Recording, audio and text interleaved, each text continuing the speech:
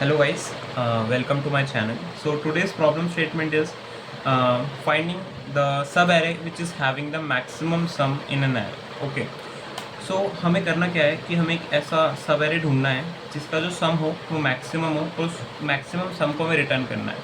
So what is our approach to solve this problem? So we will discuss two solutions. One is brute solution and one is optimal solution.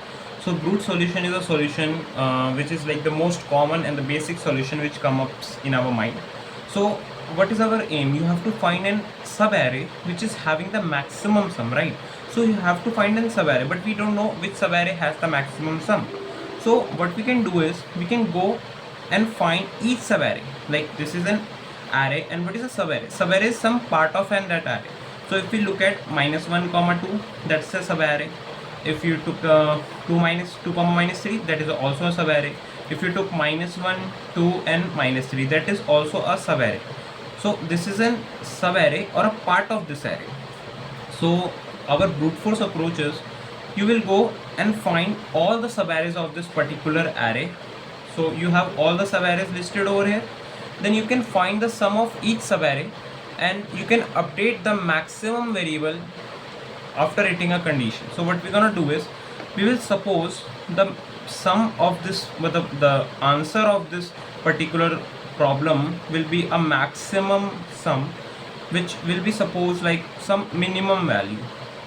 And what we're gonna do is we're gonna find each sub array of this array. We're gonna find the sum of that each sub array and we will check it with the maximum. If the current sum is greater than the maximum, you're gonna update the maximum value. So let's look at our solution. We have an array -1, 2, -3, 1 and 4. So what we're gonna do is we're gonna fix one pointer, I pointer over here, and you will find all of the subarray possible associated with -1. So if you look, how many subarrays can be possible associated with -1? One is -1, another is -1 and 2, another one is -1, 2 and -3, then this one and then this one. So there are 5 subarrays possibles containing the -1. Okay, so we're gonna find all of those 5 subarrays, we're gonna calculate the sum and we're gonna update the maximum. Are you getting my point? So what we're gonna do is, so we're gonna loop through the array. So we will fix one pointer I, then we're gonna loop to the each element and you're gonna calculate the sum. So if we dry run this, so we have fixed the I pointer to be the zeroth value, and the j pointer is going from 0 to n-1. The size of the array is 5, so the n-1 will be 4. So the j value is going from 0 to 4. So we are fixing this, so we are taking a sum variable. So we are doing is you are storing the sum. So first of all, the sum has -1. So this is a sum of a sub array because -1 is a sub array and we have the sum over here. You're gonna check whether this sum is greater than the maximum. We have initialized the maximum to the minimum value. So yes, the sum is greater, you're gonna update the maximum value to the -1. Are you getting my point? Then you're gonna move on to the next. Like when you move on to the next, the j will be 1. The j will be at 2. And when the j will be at 2, you're gonna do sum equals to -1 plus 2. So that will be 1. So this 1 is a sum of -1 and 2.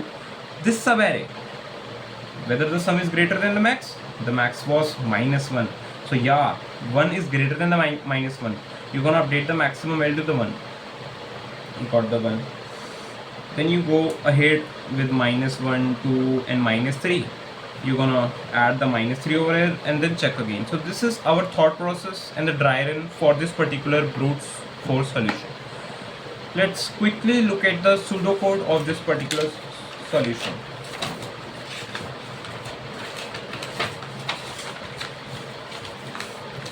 So what we're gonna do is we're gonna use a nested loop.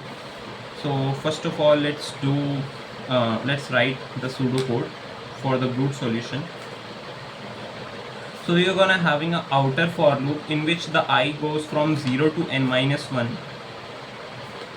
And in particular that case, once you fix the I, you are going through the each sub array which are associated with that particular element I. Then you're gonna take a sum variable which is being initialized to 0. Then you have another inside for loop in which the j goes from I to n minus 1. In that you're gonna find the sum plus equals to array of j. We have taken the array to be of a. Okay. Then we're gonna check whether this particular sum is greater than the maximum variable, or I forgot the maximum variable declaration, so we can just declare it outside the outer for loop, which will be the maximum variable to be the minimum value, the int minimum. So now we check whether the sum is greater than the maximum. Oh yes, the sum is greater, so the new maximum will be the maximum equals to the sum. And once you do this, you're gonna keep on updating, and after this both the loops ends, you're gonna have the maximum sum possible of a subarray in an array. So you can just return the sum, return the maximum, which will be the answer. So this is our brute force solution. So now let us look at the optimal solution. So if we look at the brute force solution, the time complexity of brute force solution will be like we are using the two nested loops, and for the worst case you're gonna say the time complexity is O(n) square. And if you look at the space complexity, we are not using any external space, so we can say the space complexity is constant. Now we will look at the optimal solution for this particular problem, and for the optimal solution we figure out that there is an algorithm which can be used to solve this problem in O(n) time complexity. So that particular algorithm is Kadane's algorithm. So let's talk about this algorithm by taking an example. So suppose I take this array as 2, 3, 5, minus 2, 7 and minus 4. Now if we look at this particular array,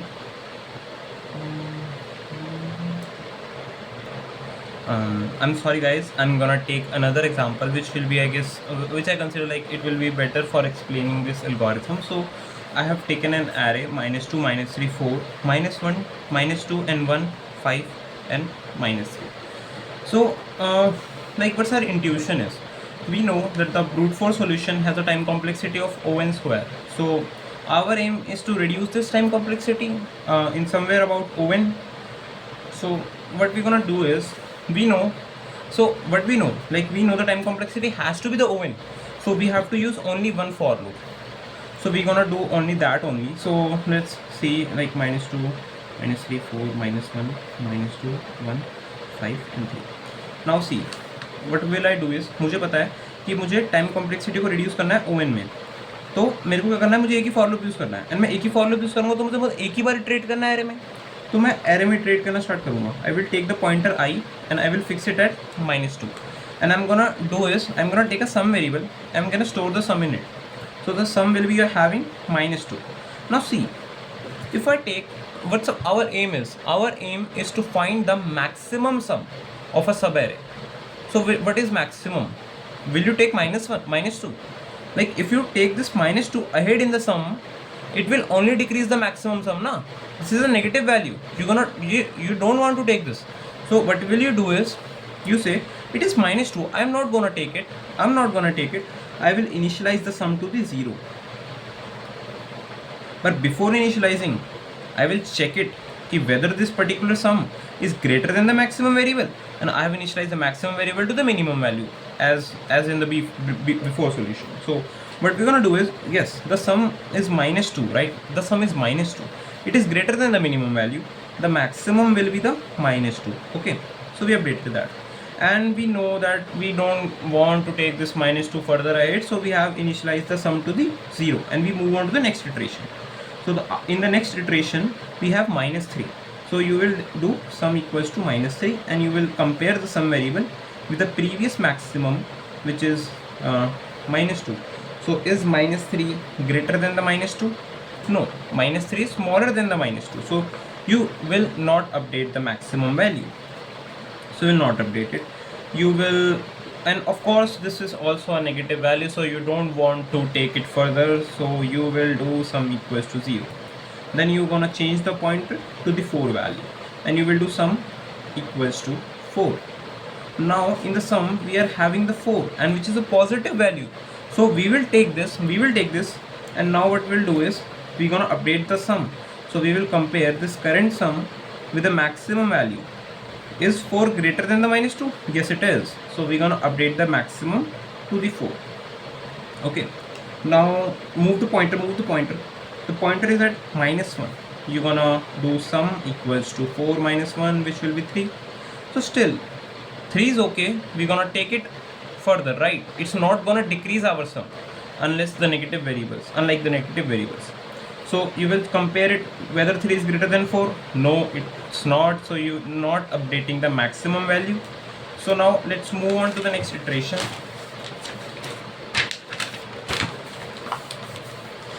Let me write it again.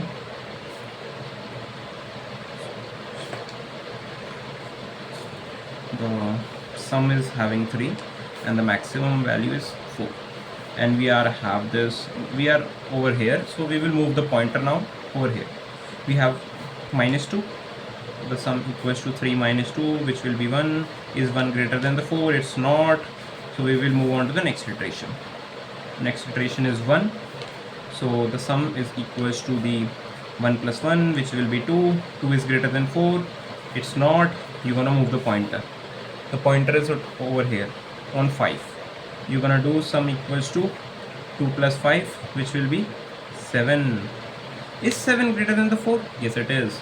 So you're gonna update the maximum variable to the 7. Okay, and then you will move on to the pointer over here.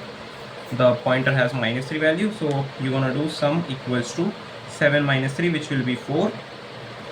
Is 4 greater than the maximum, which is 7? No, it is not. You're not gonna update the maximum variable. Now look at it. Now look at it. Is it the answer?